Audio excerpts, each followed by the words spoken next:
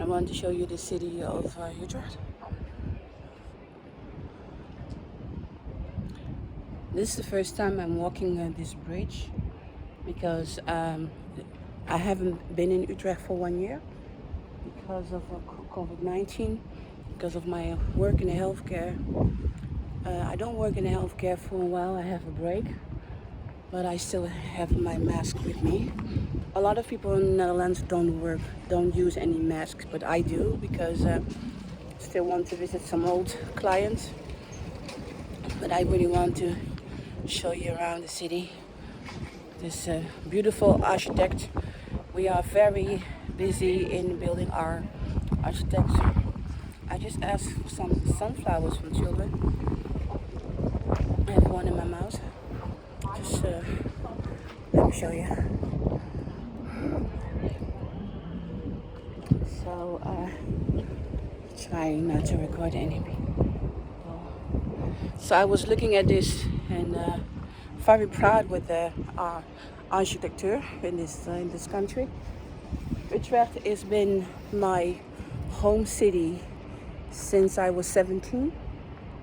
When I finishing my boarding school, I moved here and together with my best friend. She's no longer my best friend, but I loved her very much. We separated, and the reason that I moved to Utrecht because it's multicultural part of the Netherlands. As I say to you again, the political brutality here is huge. In other cities is better. You may not believe me, but the police department in Amsterdam, Rotterdam, they are much nicer than in this area. So even you will not expect it because Amsterdam and Rotterdam, they are a bigger city.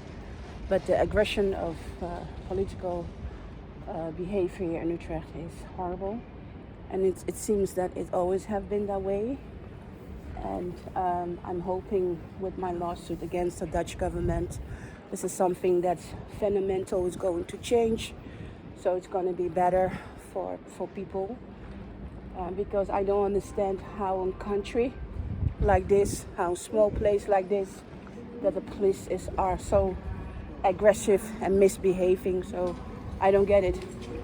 While big cities like Amsterdam or Rotterdam, they have more respect for community of any race. And there have been a lot of reports who can confirm what I'm saying. I have to say that people who do research on the behavior of our politicians and our police department, they're doing a phenomenal job. Investigation that are being done in the Netherlands, we are really one of the best.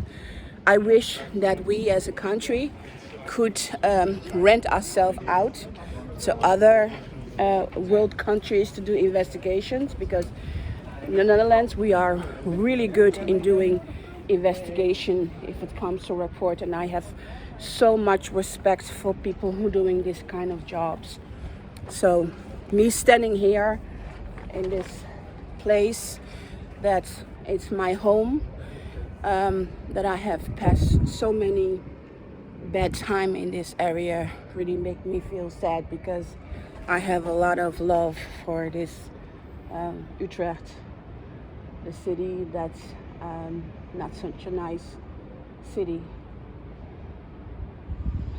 Very tough for people. And it's all political, it's just political. I don't know what's wrong with this city, but I hope a better time will change. The couple of years they've been changing this station, I'm beyond above the station, and it's phenomenal, and time is running. I have this luxury that I can look at it because I don't work in this moment. I'm taking a break of my healthcare. I was dealing with some mail after 1 year, and I felt like I was going to have an emotional breakdown because I cannot handle it. I'm really going through a lot of nightmares and relieving trauma especially about my sister Delifons. She was raped when she was 4, and doing this lawsuit with the Dutch government about political brutality, that the police didn't do anything to help us, child protection didn't do anything to help us. I'm going back in my memories about that experience, so I really have bad nights, you know. I have phenomenal friends who are really giving me the support to go through it. My court in the Netherlands will be in 2023, so I still have to wait till there is judgment, and it's very hard. It's very hard on me. So I need to see how I'm going to handle it. But this is really nice to show you. You know, one thing that I learned is if you have stress, you have to keep moving, because moving is very important to you. It's very important to move, because moving keep your body active. And when your body is active, your mind have to be active too, and focus on positive things. This is the other side of the station. I want to show you. So I make sure I walk, I dance a lot, I exercise a lot to keep my mental health good. Because this traumas that me and my sister was murdered. She died in 2014. I have talked about her in one of my videos, but if you haven't seen that videos, then that's about. And so the hardest thing for me, that it makes so hard, my lawsuit with the Dutch government about what happens to us, is that she's no longer alive. You know, Delifons, she's no longer alive. So I am here alone fighting this incredible injustice that have been done to us for 38 years, being kidnapped into this country that we became adults in. Then my sister being murdered, and I being political abused for 38 years, but still managing to build my own business, my own healthcare business, creating music, and financially independent, without family. That was hard. So that my sister is not around anymore, that I can talk to her, share with her this moment, that's really make it very hard. And today I really had a bad day. I had really a bad day. I've been having bad nights, but today was really a bad day. You know, I was going to my mail. I need to write some companies to leave me alone. And today was really a bad day. I'm not depressed, but sometimes I'm just really sad. I make sure I keep checking myself out that I am not depressed, because mental health is everything. And so I want to know the difference, when am I sad, or when do I really need help. Because I know there is a wonderful therapist that I can always call, and he will give me the support that I need. So, but right now I don't feel that I need him. But this court surrounding my kidnapping, and me saying Michael Jackson is my father, give me a lot of emotion. Today I was watching a 60 Minutes interview about Michael Jackson child molester case and other things.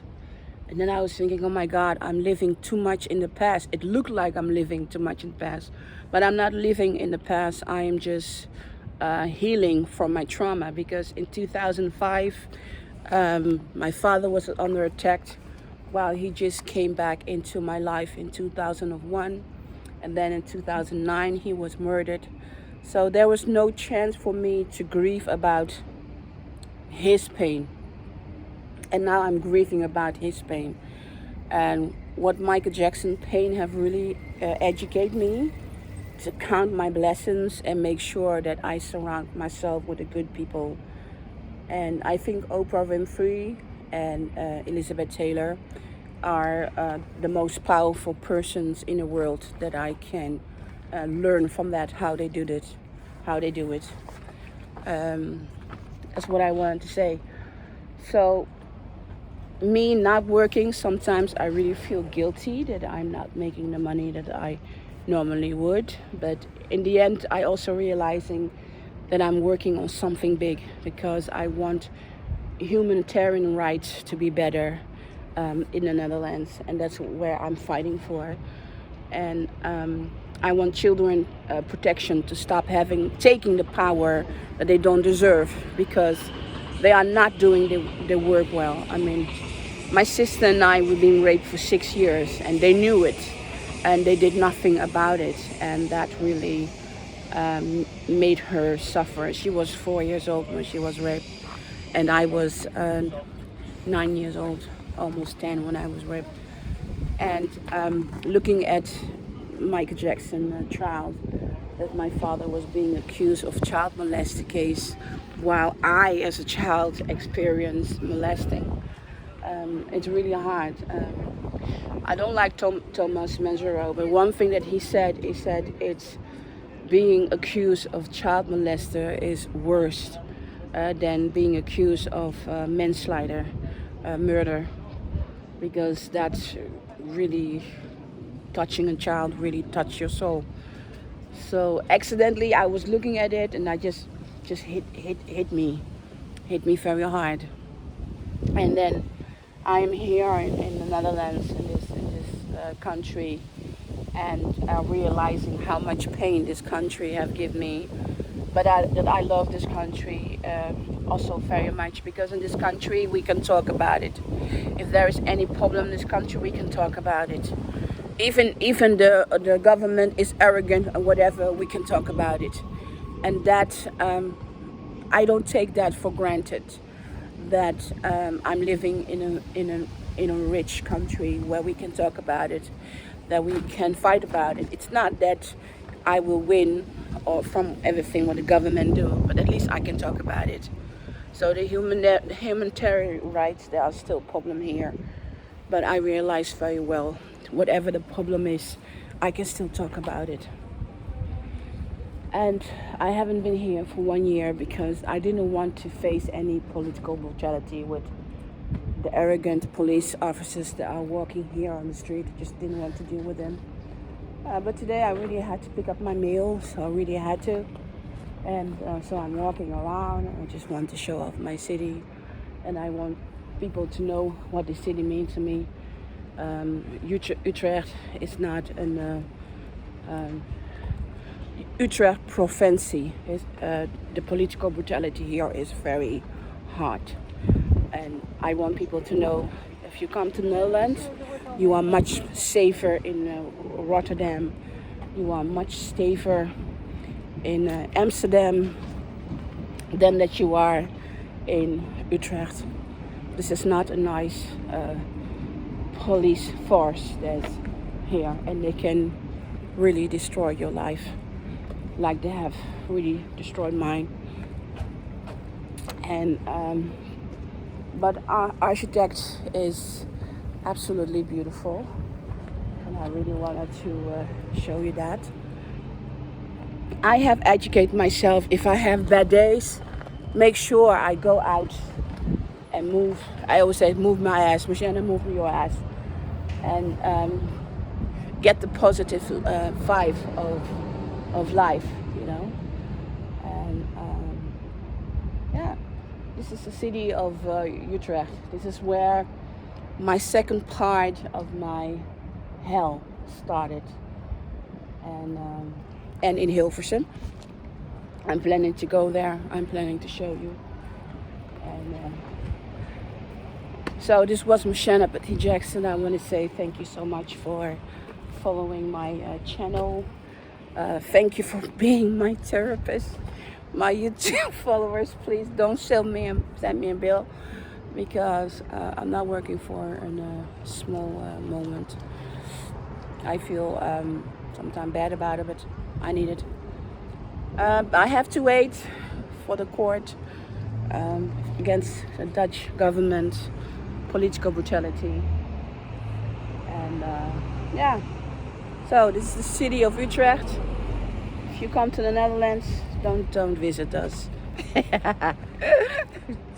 But at least you have my video, so you can see it. I want to say bye-bye. Thank you so much. And I'm grateful. And I'm going to keep you updated. So it will take a while before I hear anything from the court. But I will keep remind people that I'm waiting for the day in court against the Dutch government about my kidnapping, being abused in this country for 38 years. That I'm saying Michael Jackson is my father is just such a small part of the puzzle. Everybody needs DNA, everybody have parents, and I wish my parents wouldn't be so difficult. Anyway, I want to say thank you and bye-bye. It was Mocienne Petit Jackson, and stay safe. Bye-bye.